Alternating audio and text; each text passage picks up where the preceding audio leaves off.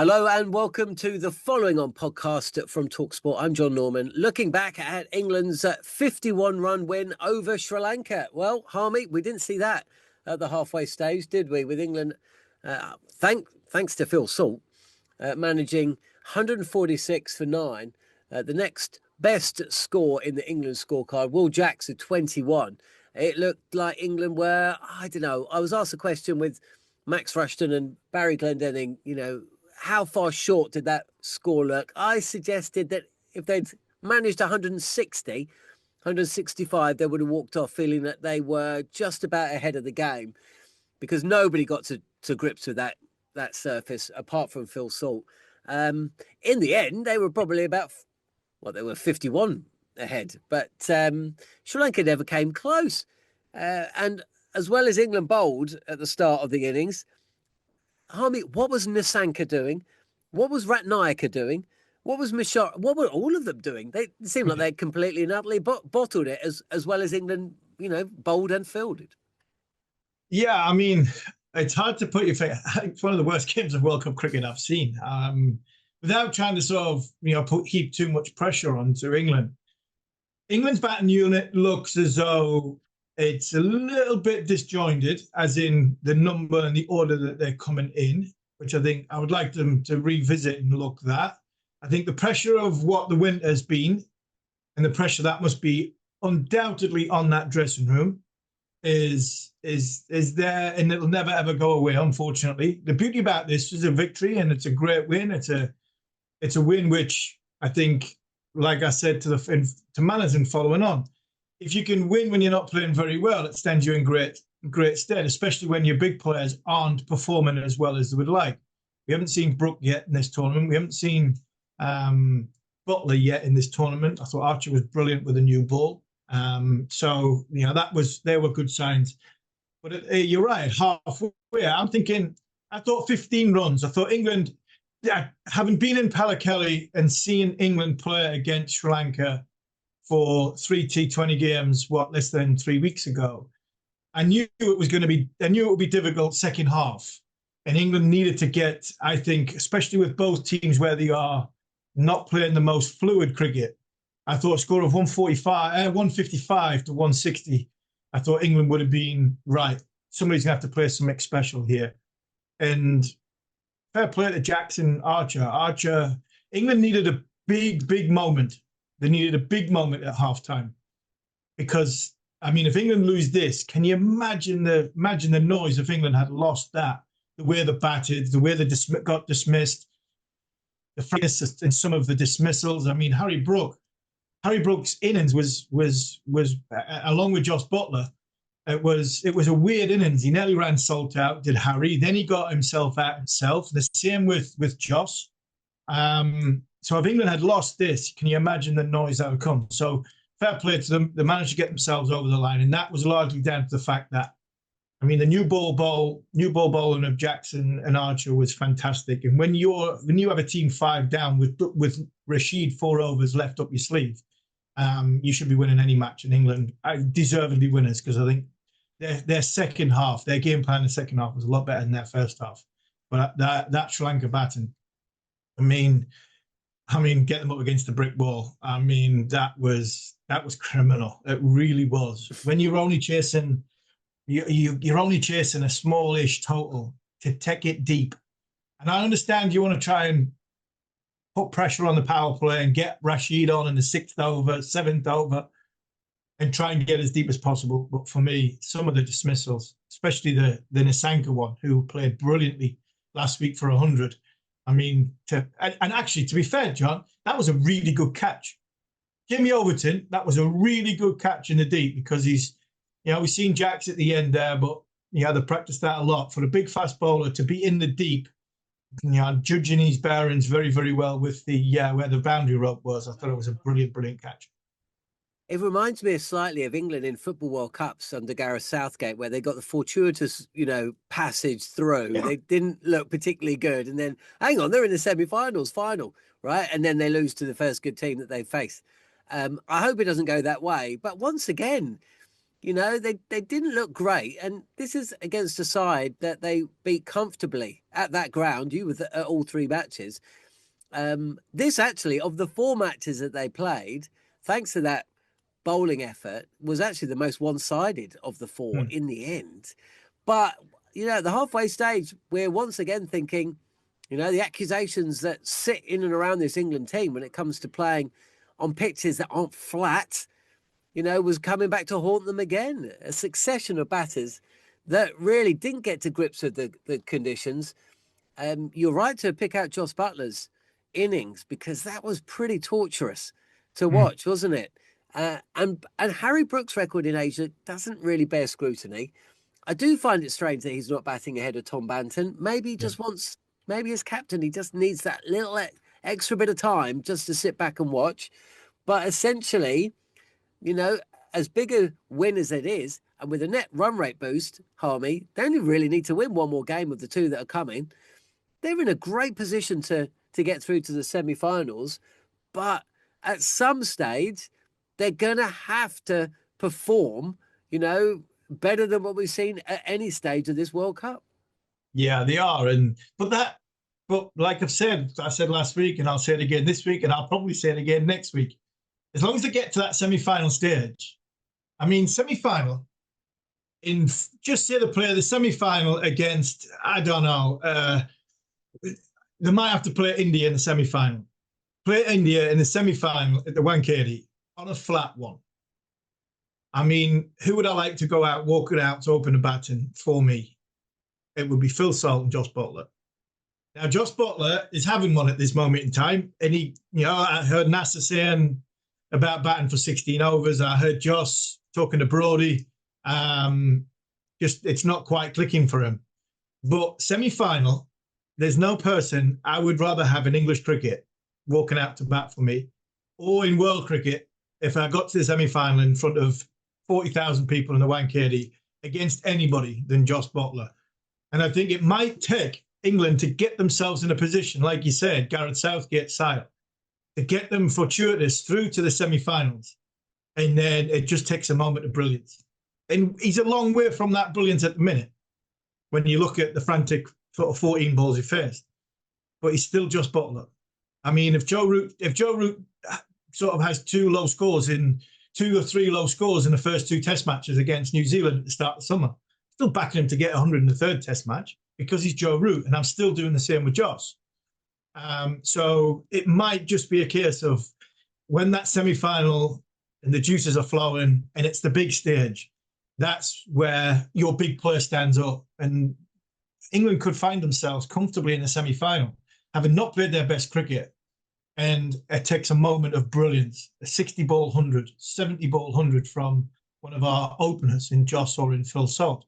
And all of a sudden, India are the ones that are under pressure, or whoever they play in the semi-final. So it's a long way to go from that. And I think what I would say, and I wrote this down, it was like, neither of these two teams I don't think can win this tournament from what I've just witnessed.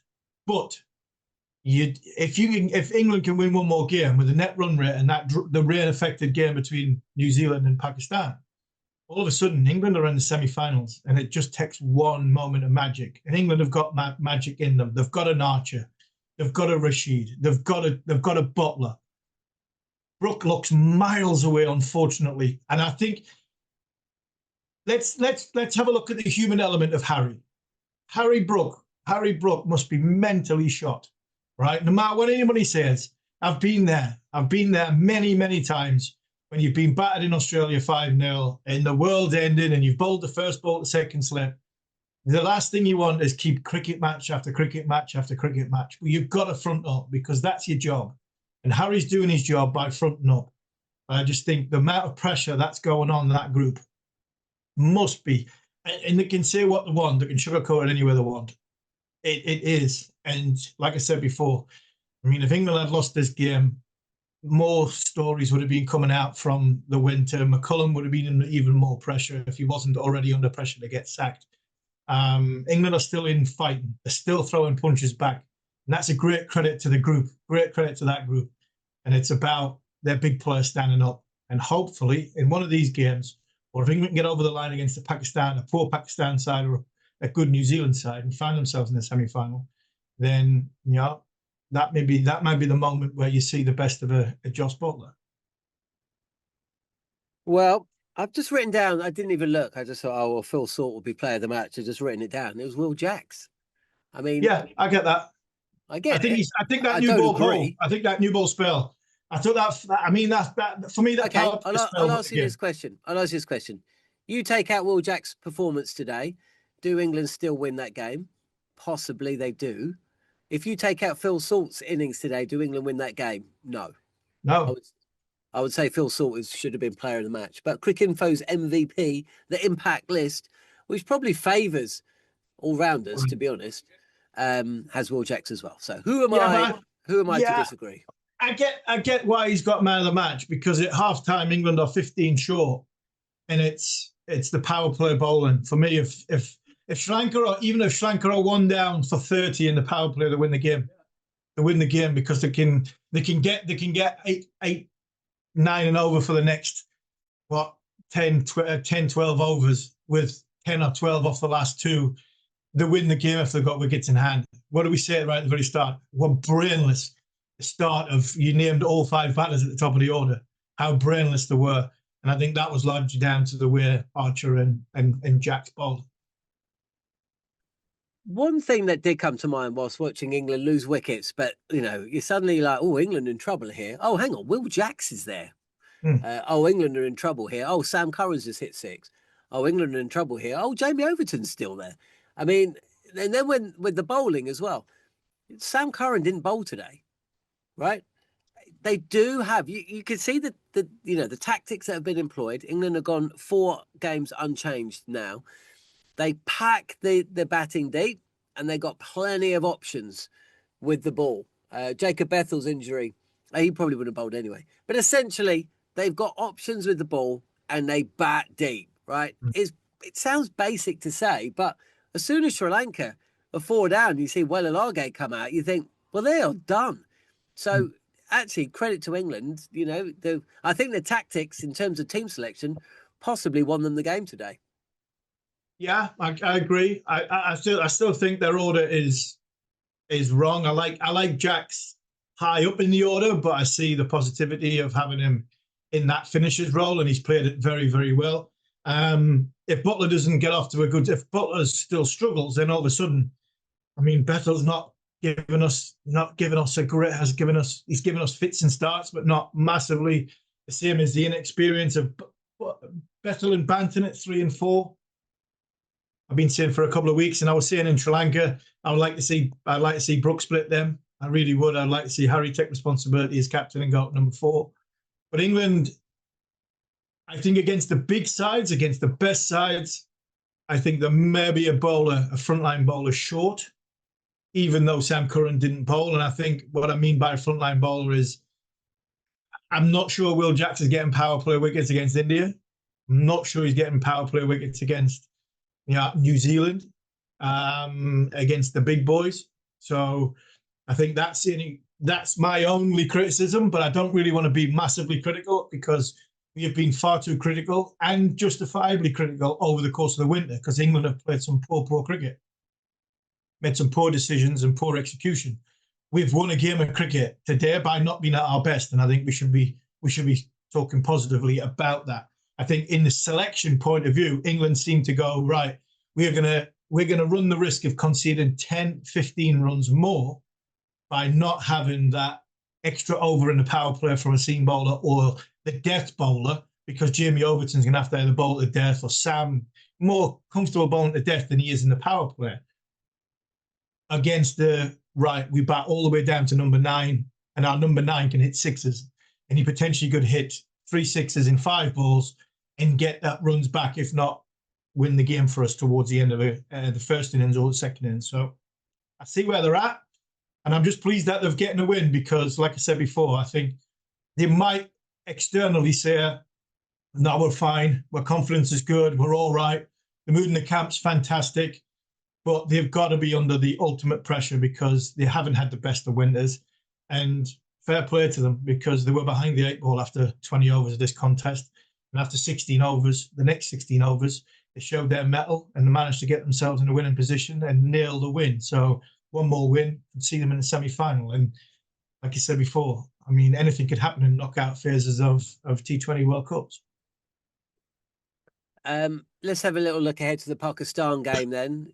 It's going to be at the same ground. It's going to be Palakelli. I think the conditions, I did have a look at the weather for today, and in doing so, kind of saw what was happening this week. I think it's going to be dry. It's Tuesday. Yeah, Tuesday in Palakelli looks pretty. Oh, it might be a bit. No, it should be fine. Pakistan, it's a later on game, though, isn't it? It is, it's a 1:30 start, so it's a night game in which I think makes a little bit more of a difference. I think the surfaces are a little bit slower at night than what they are. So the day than what they have been at night. So it might suit England, it might not, because I don't think the surface was that good today.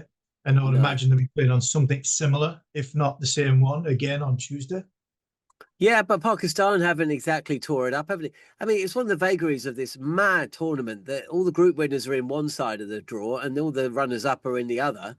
But as you say, I mean, England are in a good position here to top the group.